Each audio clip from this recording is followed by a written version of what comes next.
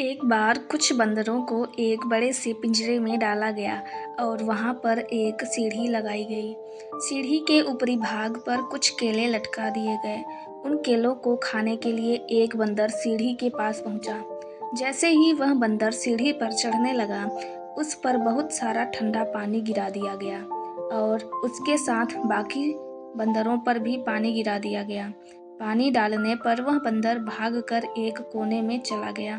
थोड़ी देर बाद एक दूसरा बंदर सीढ़ी के पास पहुंचा। वह जैसे ही सीढ़ी के ऊपर चढ़ने लगा, फिर से बंदर पर ठंडा पानी गिरा और इसकी सजा बाकी बंदरों को भी मिली और साथ साथ दूसरे बंदरों पर भी ठंडा पानी गिरा दिया गया। ठंडे पानी के कारण सारे बंदर भागकर एक कोने में चले गए। यह प्रक्रिया चलती रही और जैसे ही कोई बंदर सीढ़ी पर केले खाने के लिए चढ़ता, उस पर और साथ साथ बाकी बंदरों को उसकी सजा मिलती और उन पर ठंडा पानी डाल दिया जाता। बहुत बार ठंडे पानी की सजा मिलने पर बंदर समझ गए कि अगर कोई भी उस सीढ़ी पर चढ़ने की कोशिश करेगा तो उसकी सजा सभी को मिलेगी और उन सभी पर ठंडा पानी डाल दिया जाएगा। अब जैसे ही कोई बंदर सीढ़ी के पास जाने की कोशिश करता तो बाकी सारे बंदर उसकी पिटाई कर देते, उसे सीढ़ी के पास जाने से रोक देते।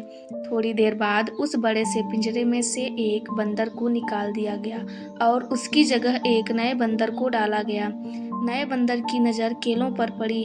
नया बंदर वहाँ की परिस्थिति के बारे में नहीं जानता था, इसीलिए वह केले खाने के लिए सीढ़ी की तरफ भागा। जैसे ही वह बंदर उस सीढ़ी की तरफ भागा, बाकी सारे बंदरों ने उसकी पिटाई कर दी। नया बंदर यह समझ नहीं पा रहा था कि उसकी पिटाई क्यों हुई, लेकिन जोरदार पिटाई से डरकर उसने केले खाने का विचार छोड़ दिया। अब फिर एक पुराने बंदर को उस पिंजरे से निकाला गया और उसकी जगह एक नए बंदर को पिंजरे में डाला गया। नया बंदर बेचारा वहाँ की परिस्थिति को नहीं जानता था, इसीलिए वह केले खाने के लिए सीढ़ी की तरफ जाने लगा और यह देखकर बाकी सारे बंदरों ने उसकी पिटाई कर दी। पिटाई करने वालों में पिछली बार आया नया बंदर भी शामिल था, जबकि उसे यह भी नहीं पता था कि यह पिटाई क्यों हो रही है। यह प्रक्रिया चलती रही और एक एक करके पुराने बंदरों की जगह नए बंदरों को पिंजरे में डाला जाने लगा। जैसे ही कोई नया बंदर पिंजरे में आता और केले खाने के लिए सीढ़ी के पास जाने लगता, तो बाकी सारे बंदर उसकी पिटाई कर देते।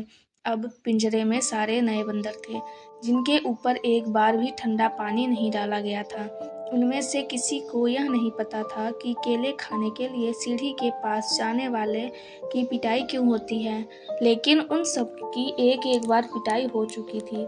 अब एक और बंदर को पिंजरे में डाला गया और आश्चर्य कि फिर से वही हुआ। सारे बंदरों ने उस नए बंदर को सीढ़ी के पास जाने से रोक दिया और उसकी पिटाई कर दी, जबकि पिटाई करने वालों में से किसी को यह भी नहीं पता था कि वह पिटाई क्यों कर रहे हैं। हमारे जीवन में भी ऐसा ही कुछ होता है। अंधविश्वास और कुप्रथाओं का चलन भी कुछ इसी तरह होता है, क्योंकि हम उन लोग प्रथाओं और रीति रिवाजों के पीछे का कारण जाने बिना ही उनका पालन करते हैं और नए कदम उठाने की हिम्मत कोई नहीं करता, क्योंकि ऐसा करने पर समाज के विरोध करने का डर बना रहता है।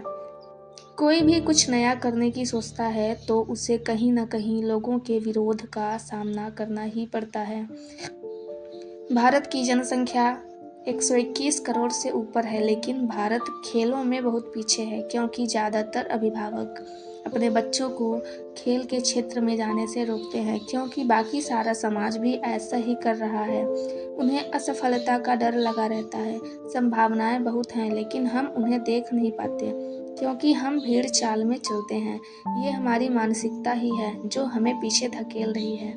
हम चाहें तो बंदरों की तरह लोगों की देखा देखी कर सकते या फिर खुद की स्वतंत्र सोच के बल पर सफलता की सीढ़ी चढ़ सकते हैं। धन्यवाद।